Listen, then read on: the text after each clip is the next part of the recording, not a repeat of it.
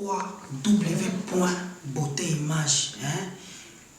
Bozabi soso wapi soki awate dans le système à Kembo Beautéimage Kembo na Kembo Kembo halege moyolele Kembo Beautéimage yolele tobini na bakolo na ozana Kembo halege moyolele.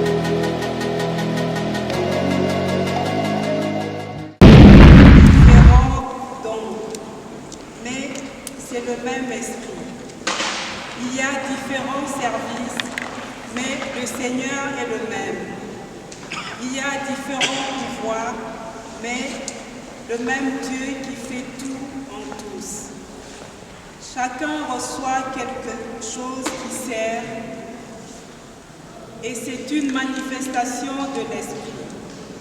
L'un reçoit de l'esprit une parole de sagesse. Chez l'autre, c'est une parole de connaissance selon le même esprit. Un autre a le même esprit, la foi. Un autre reçoit les dons de guérison dans le même esprit. Un autre reçoit la prophétie. Un autre sait reconnaître les esprits. Un autre a quelques dons de langue. Un autre interprète ces langues. Mais c'est le même et unique esprit qui répartit les dons propres à chacun et il donne ce qu'il veut. Parole du Seigneur.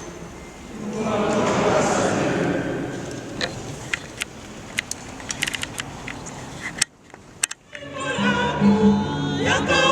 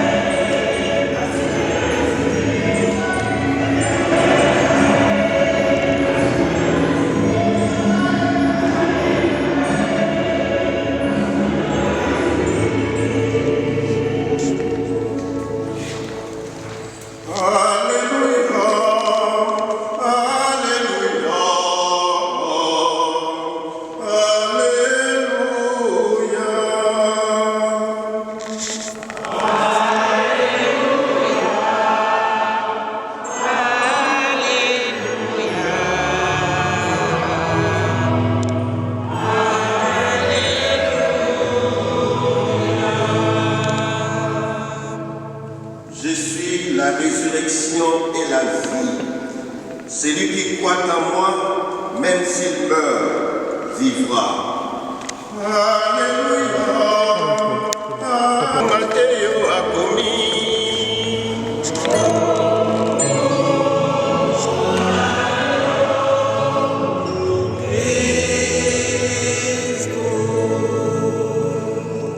Nous lisons l'évangile selon saint Matthieu, le 25e chapitre, du 14e au 30e verset.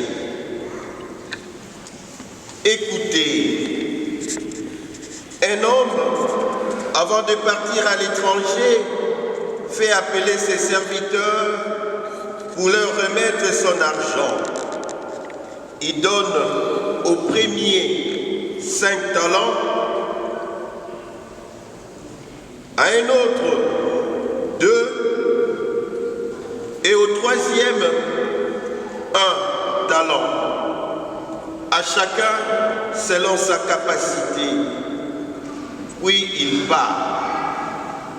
Celui qui a reçu les 5 talents va immédiatement les faire travailler et il en gagne 5 autres. Celui qui en a reçu 2 fait de même et en gagne 2 autres. Quant à celui qui n'a reçu qu'un, il fait un trou dans la terre et cache l'argent de son maître.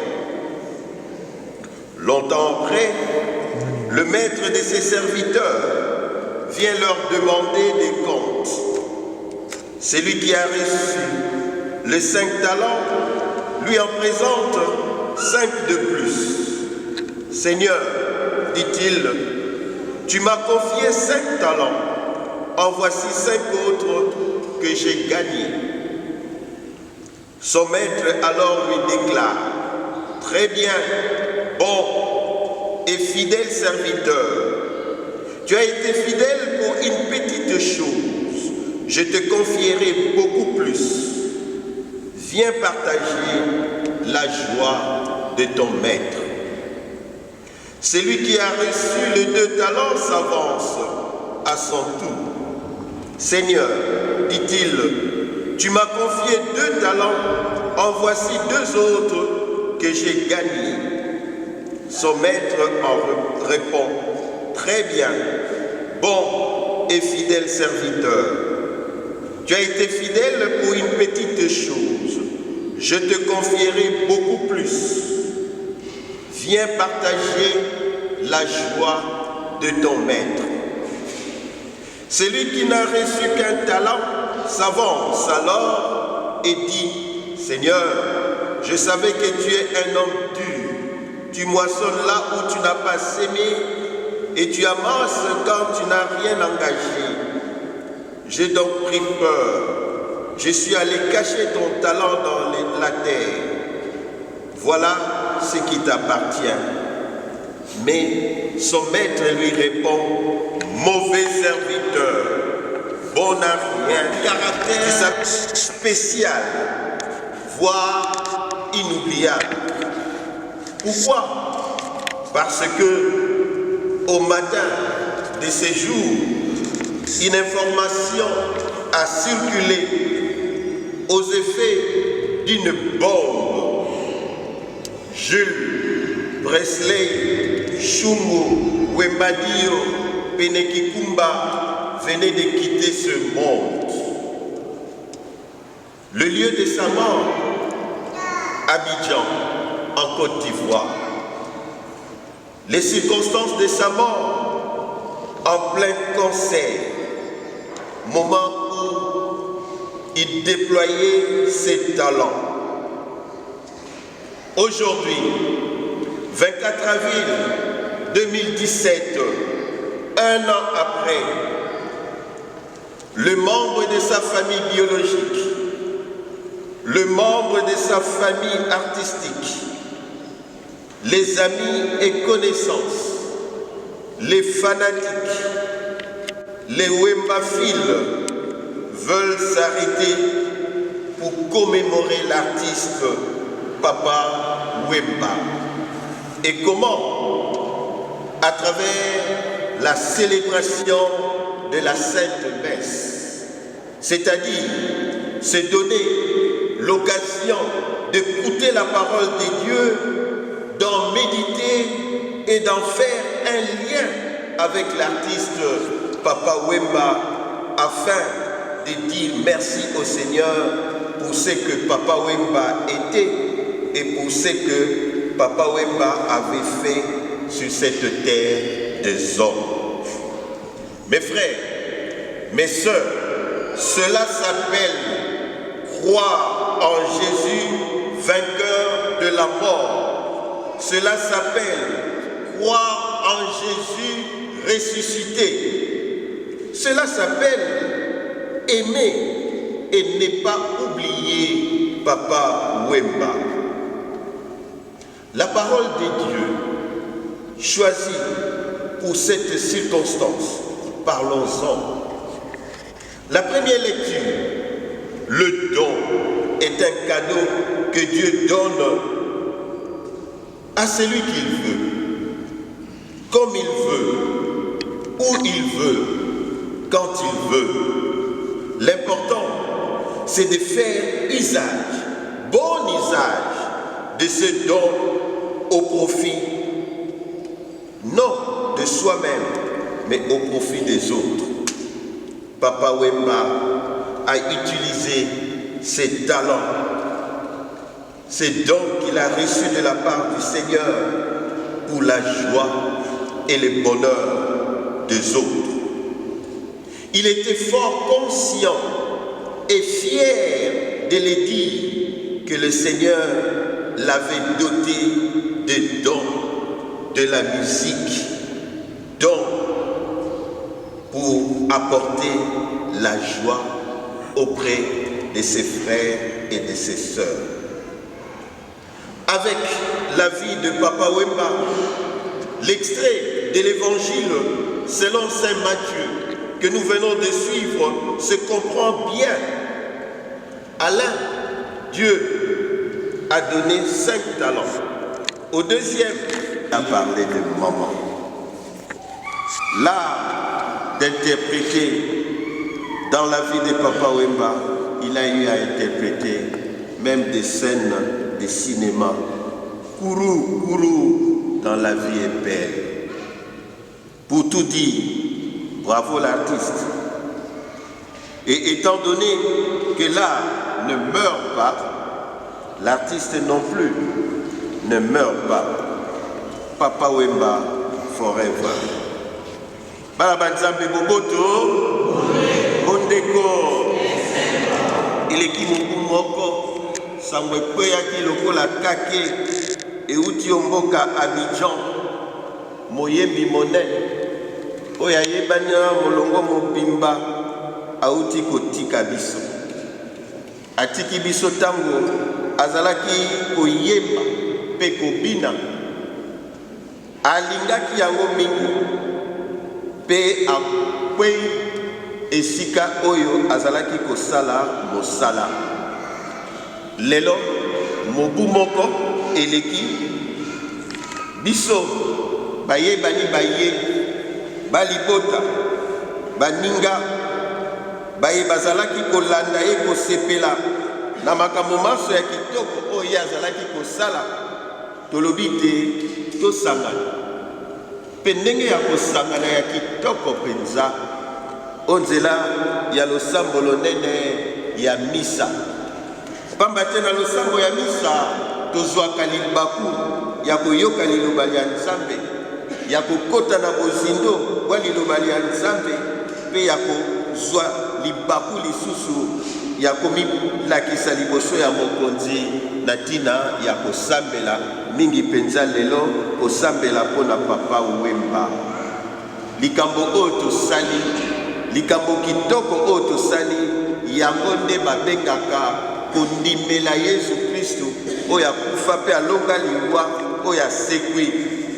Likambo oyo bino bozali kosala sikawa, yango nde kolakisa polele te bolingi Papa Wemba te lelo oyo, pe bobosani ete bozali kolakisa yango polele onzela ya boyambi bwa bino.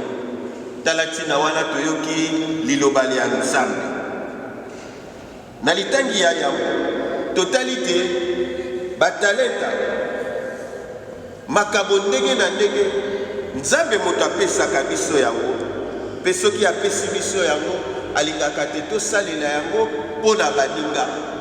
Soki totali bomoi ya Papa Wemba tokomona te oyo nzambe apesaki koyeba koyemba asaleli yango, koyeba miziki asaleli yango mpo na baninga, mpo na kosepelisa baninga ndenge ye moko abandaki koloba nazwi yango mpo na kosepelisa baninga.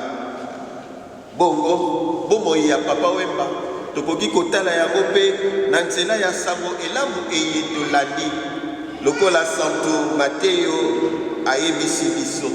Na kati ya sango elamu yango bapesi biso ndakisa ya bato basato. Ndeko ya liboso bapesi ye makambo ebele mitano, ya mibale azwi mibale, ya misato azwi mobele moko. Kasi nzambe oyo apesi bango batalenta mpe makambo ndenge wana azali kozela te basalela yango. Ya liboso asaleli talenta itano oyo azwaki eboti lisusu itano, mpe mokonzi alobi yo mosaleli malamu yaka oizwa esengo elongo na ngai. Ndenge moko mpe na moto ya mibale oyo azwaki talenta ibale abotisi mpe talenta ibale mosusu, asepelisi mokonzi. Mokonzi ayebisi ye yaka osepela elongo na ngai mpo na mosala kitoko yo osali. Mpe ndeko ya suka oyo azwaki talenta se yoko ye abangaki akei kobomba yango, asepelisi mokonzi te. Soki totali bomoi ya Papa Wemba tokoloba te ye azwaki epai ya nzambe batalenta mpe abotisi yango mpe asaleli yango. Tokoki kotanga talenta ya koyemba, ayembaki, abimisaki mongongo na ye. Tokoki koloba te azwi mpe na nzambe talenta ya kobina, ayebaki mpe kobina. Tokoki koloba mpe te azwaki talenta ya kozala moko ya baye basalaka bilili bya sinema, ye mpe asalaki yango na bomoi bwa ye. Tokoki kozwa batalenta ebele, kasi oyo ye azwaki yango mpo abomba yango mpo na ye moko te, abotisaki yango mpo te bato banso basepela.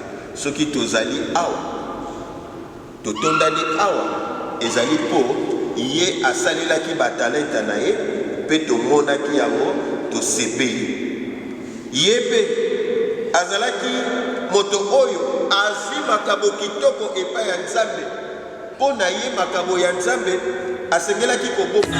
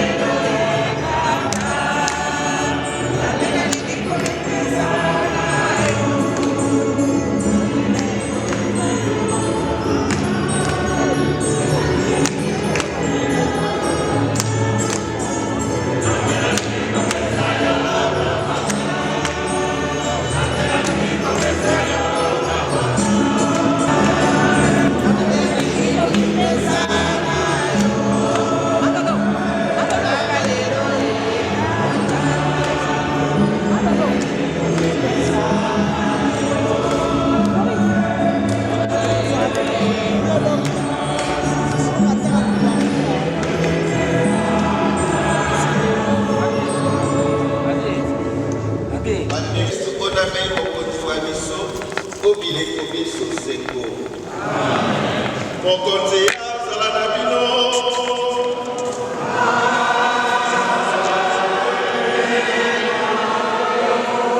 Tokola mitema epai ya Nzambe. Mosala mwa biso mpe linikili ya biso. Kasi omikolo miye okumisi boleka na ino pamba te babomi Kristu pasika ya biso amipesi lokola libonza. Likwa likolo Kristu aweli asilisi liwali ya biso asekwi biso banso tosekwi elongo na ye. Yango wana omokili mobimba bato batondi na esengo ya pasika bakosepela banzelu banso balikolo bakoyembela nkembo ya yo bakoloba ntango iso yo mosantu yo mosantu yo mosantu.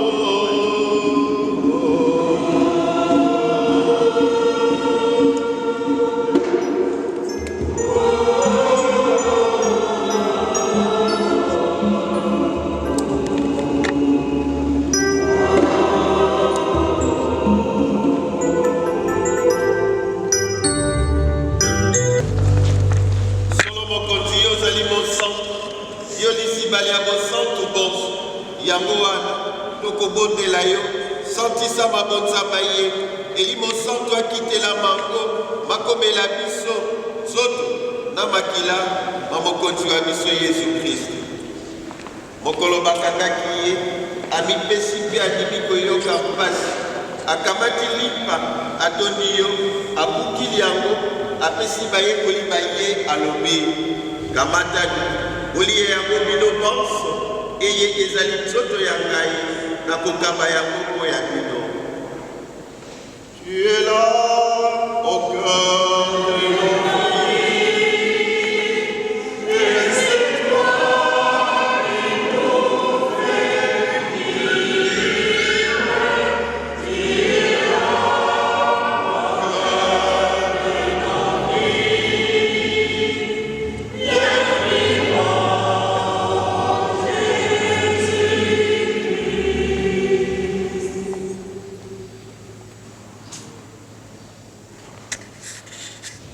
Esilisi bango kolia akamati mpenke atoni yo lisusu apesi bayekoli baye alobi kamatani bomele yango bino banso eye ezali keni ya makila mangai makila mabondeko bwa sika mpe bwa seko makosopana mpo ya bino mpe mpo ya bato banso na ntina te bozwa bolimbisi bwa masu bosalaka boye mpo ya kokanisa ngai.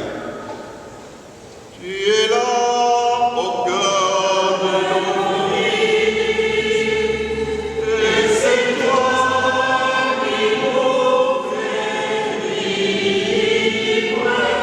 Tu es là au cœur de nos vies, viens vivre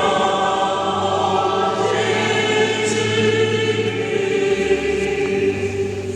Cristo a sécuit.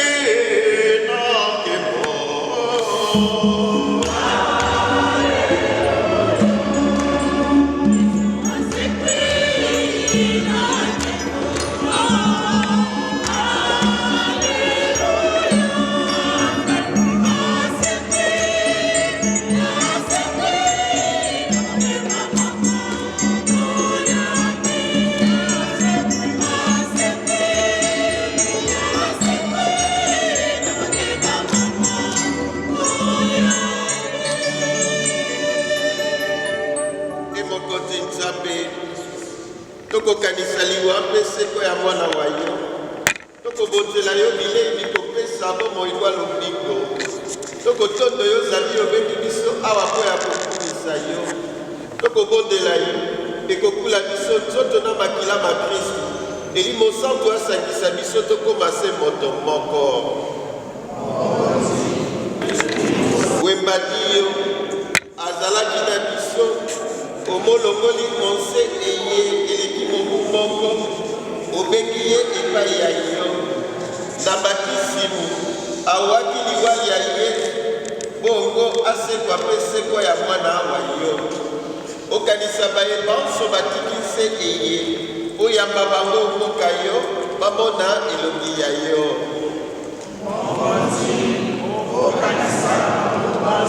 tokobondela yo oyokela biso banso mawa oyamba biso bomoi bwa seko elongo na ngondo mo Sainte Maria moboti wa Nzambe elongo na Sainte Yosefu molongani wa ye elongo na bapostolo mpe na basantu bayo banso bazalaka bandeko bayo awa mose bongo tokumisa mpe tokembela yo na Yesu Kristu mwana wa yo wa bolingo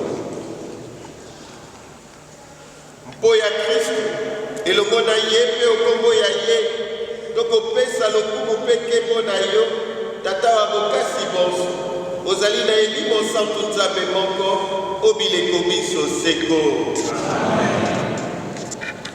Yesu na bolingi bwa esuka te apesi biso maloba kitoko biso bayetondimi Yesu tozongelaka maloba mayema uti epai ya Yesu Kristo mingi mpenza soki ezali losambo lokola mobikisi atindi mpe atei biso tokoki koloba boye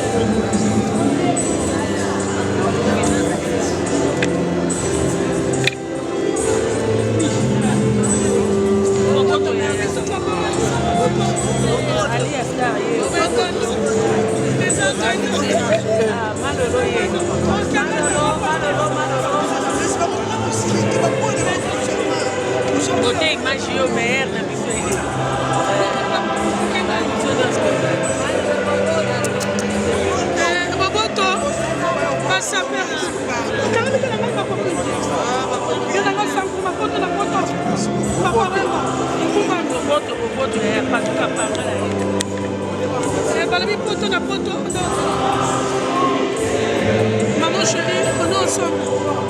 Les castors.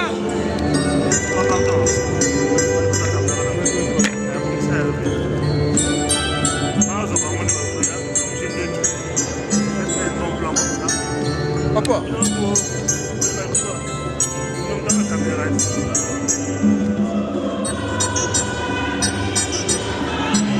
Cameraman, número 8.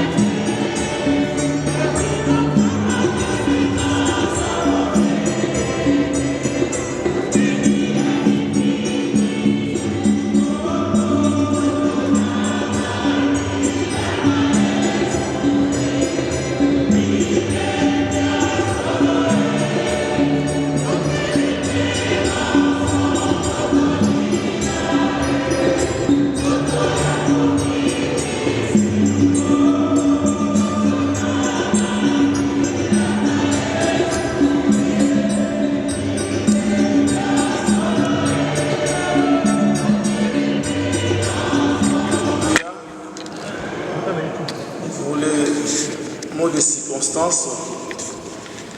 C'est vrai que ça a été toujours difficile dans de telles circonstances pendant que tout le monde sont en train de se rappeler de la mort qui a été brusque, inattendue bien sûr, parce que la mort n'a jamais signalé sa présence. Ça nous prend toujours au mois où nous ne croyons même pas que ça peut arriver. Mais le mot de circonstance que je voulais encore partager avec la communauté congolaise aujourd'hui, je voulais juste dire comme l'un des historiens congolais, en l'occurrence M.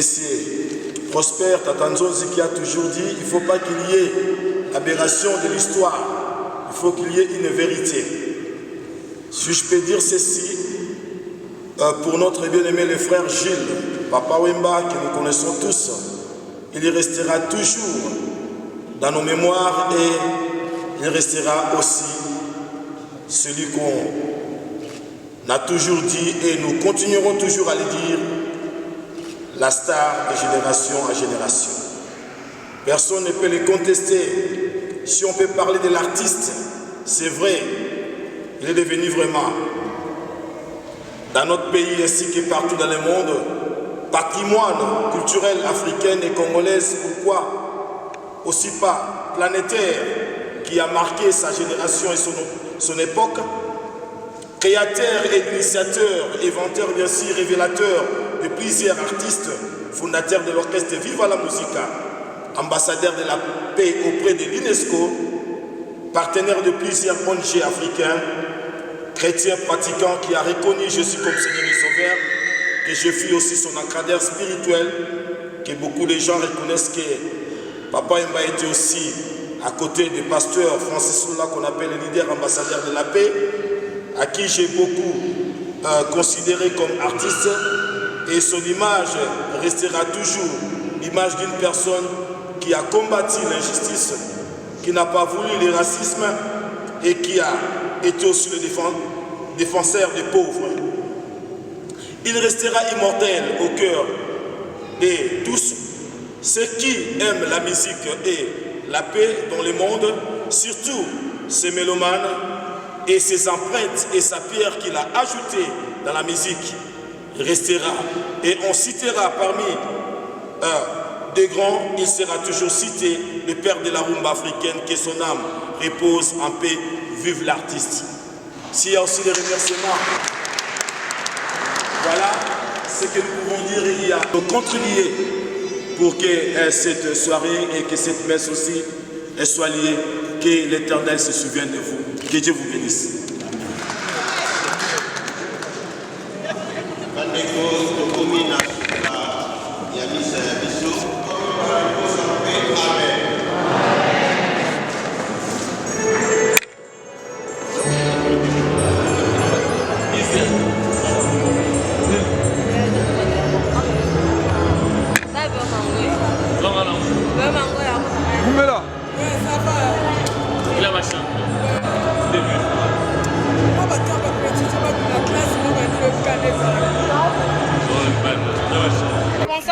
Bonsoir, nous sommes à beauté.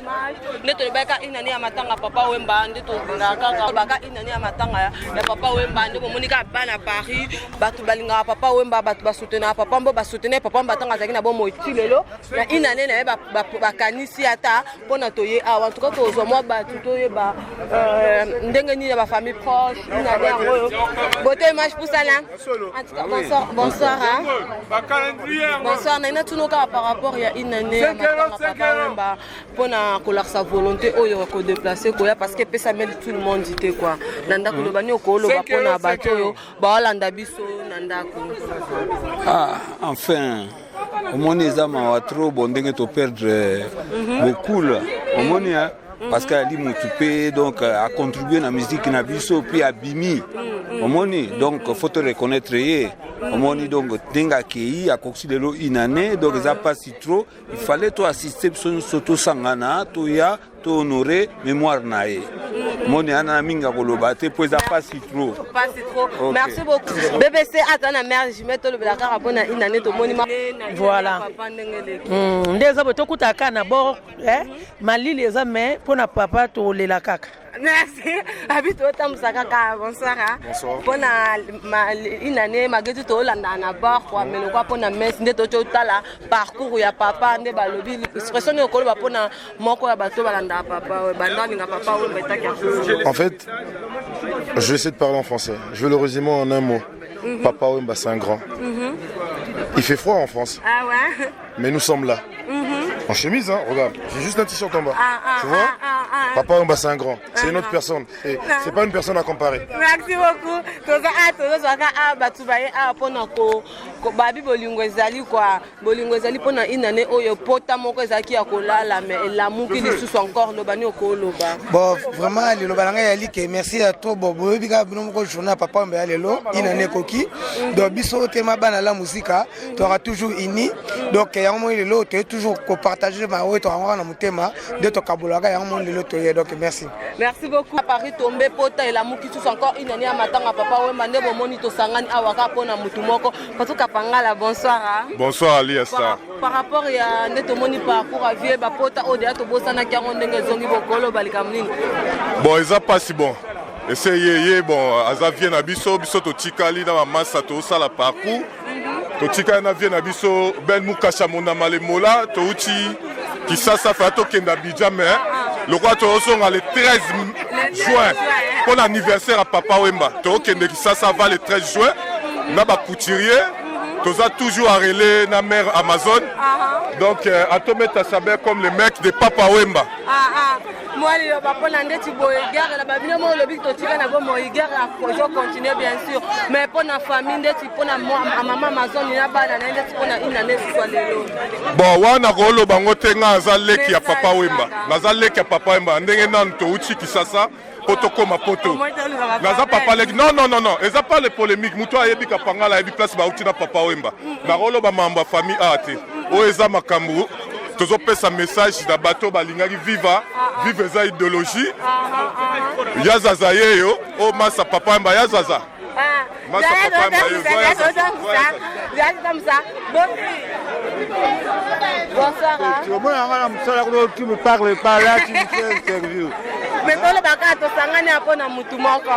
Tout le bagage apona inana mutumoko. Le banyo kolo bagage apona. Dalaka apota oeza elamuki. Poto elamuki comme déjà koka okame. Ezoki susu. Bona ba famille, ba fani, ba sobalanda biso. Ah bon. Na sepeli ndengo monike balingaka mutu yango ti lelo.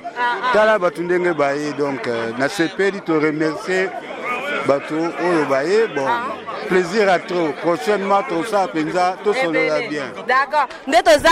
Par rapport à une année, un grand-père, Bozi. Bonsoir, papa. Bonsoir, Ali. Voyage non à Kini. Naza étonné comme on a un habit à la Kini, mais comme on a un Nazaki na Kenya. Kenya, vous demandez, naïe, le voilà. Merci à côté et tout le monde. Donc il y a une présence déjà très nécessaire pour la Fokansande qu'on a biso.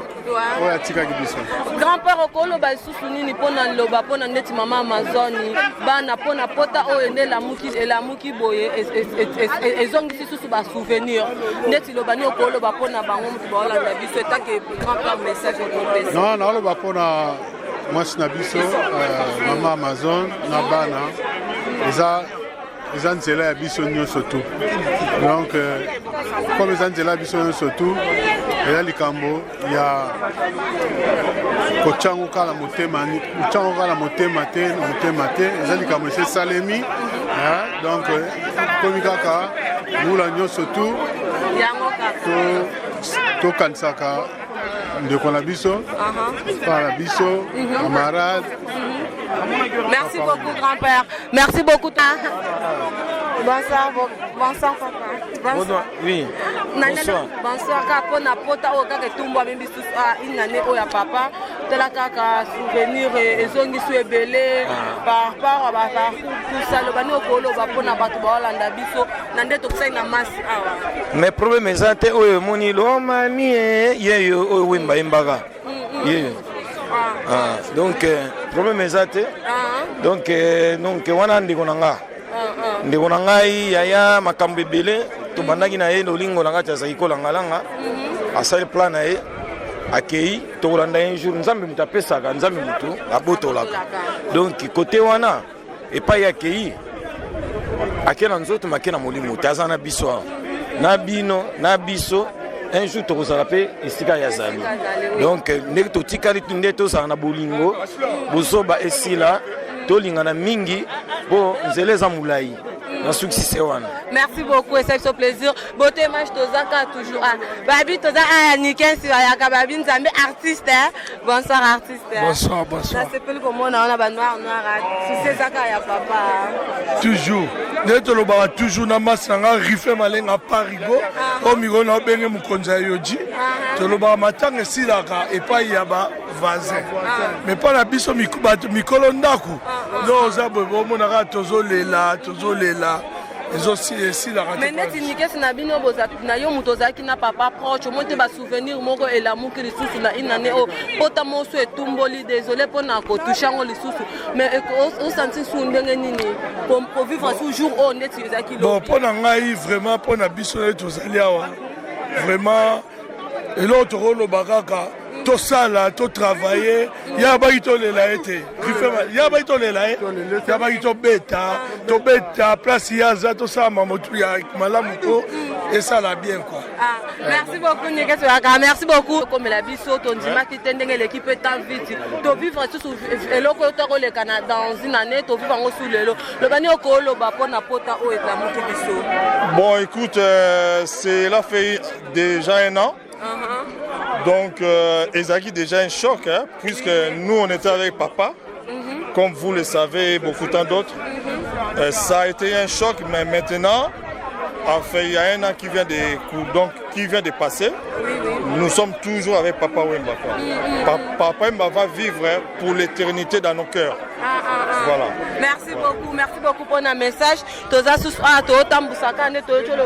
Bonsoir papa. Bonsoir, ouais. Bonsoir tolo bakali kamba passe o choko la biso to moni su ina nango to mona ngo lokwa ndete za ki lobby mais pona bato ba ola na biso pona bato balinga ravi bala musika pona bato balinga papa Wemba toujours message nini pona pota o la moki de susu.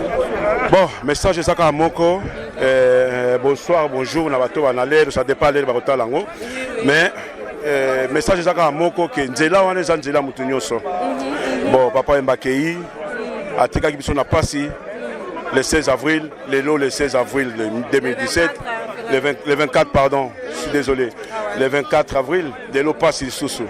Mais, passe aussi la karaté, il va continuer à kaka. Mais, et là, on a reçu les sous et le 13 mai, awa. Tout ça, tu rendre hommage. Tozui toza na salle moko awa na Bobini na kosenga na batu baya ebele ba surprise kozala moi ebele et puis tobombaka ba papier mouchoir pour batu barolela na to répéter tout le temps bogolela tokobina tokosepela tokoseka en tout cas surprise kozala moi ebele en tout cas yango wana merci beaucoup bote match tozaka toujours ande bocho monde neti otolo baka inani ya matanga papa Wemba toza ana moko ya bana na ye na moko ya muto vraiment bazaki proche na ye kazonga ndoko vivre un jour oyo lisusu epa na yo comment tu te sens mawa na mutema et rappeler susu jour wana nde tolelaki mais lelo pesu toleli na panel tolelaki susu mais eza grand jour mémorial et ben nous allons appeler kaka boy kaka et yango wana et la musiba potel la musiba choc ba souvenir mais c'est un grand donc il restera gravé dans nos cœurs tout bana ko linga kaka tondo la tseka ke to nga ke bino moni lundi ba tutu ba e un lundi ba tu bana ba bulu na bango ba tiki bana na bango pona kaka papa wana. Donc c'est un grand monsieur. En tout cas, pour aller à la stade, nous en tout cas, tu as qui carapona une année à papa, on a mon événement, parce que tu as belé tout le monde. Mais au moni, tu as la carte toujours papa, ma vie Paris tombé, ma vie Paris batika jamais, ma vie tumba Paris to kenda na ngoti na suka. En tout cas, beauté match ba gros bisous à tout le monde, parce que ba basabonaka, batunyo so balinga papa wemba, batunyo vraiment en tout cas to zaki wana pona osila mno ba image. La mine babi patron ya poto na poto sans oublier ba gros bisous siko zali. Na salut tout le monde, Benjamin Kossos, Espera Bititi, na salut Babi la Tour Eiffel quoi, Babi Myriam la Tour Eiffel et ailleurs on a peu mes condoléances na yo quoi malgré tout Ozaki en a sauté. En tout cas, te saluer tout le monde, te écouter à la prochaine. Ba gros bisous.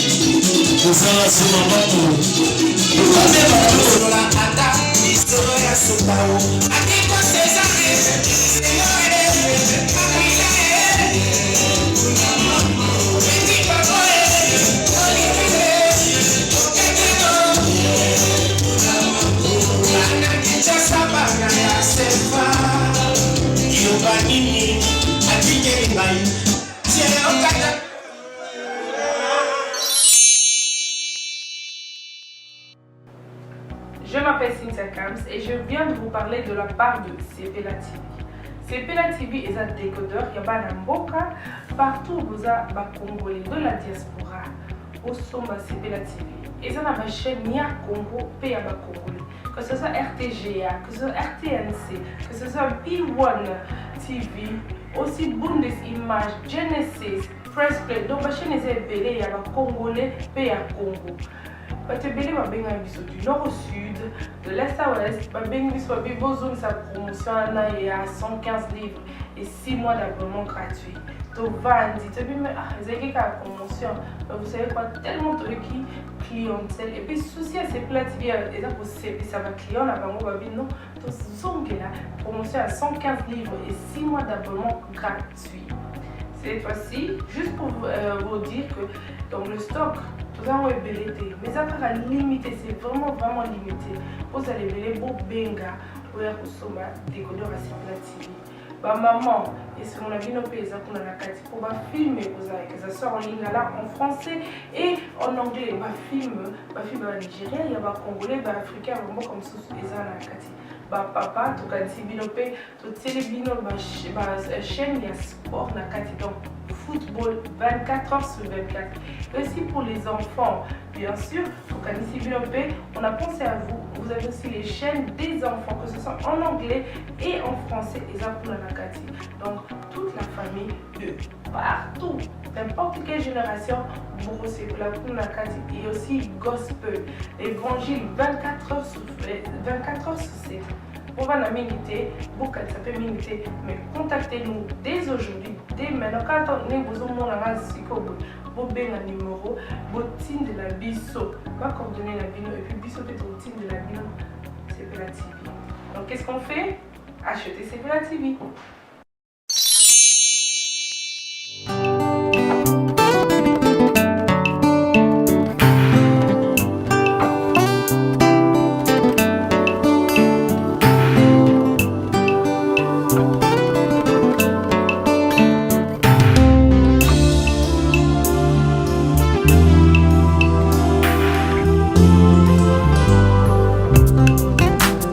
La salle Lovely's vous accueille dans un cadre exceptionnel tout au long de l'année. L'organisation de vos événements prend un temps considérable. Chaque détail a son importance. Lovely's sera à votre écoute et saura vous conseiller pour faire de cet événement un moment précieux et inoubliable. Lovely's, l'excellence à votre service.